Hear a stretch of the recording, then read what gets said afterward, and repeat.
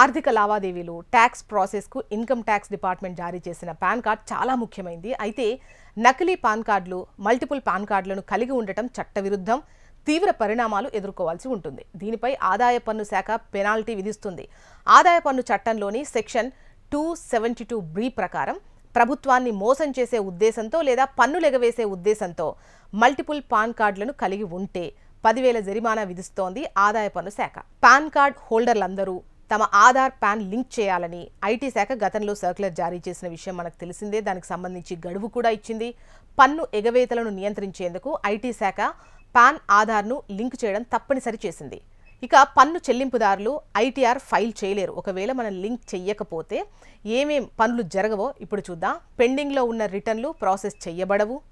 పనిచేయని pan కార్డులకు పెండింగ్లో ఉన్న రీఫండ్లు జారీ చేయబడవు.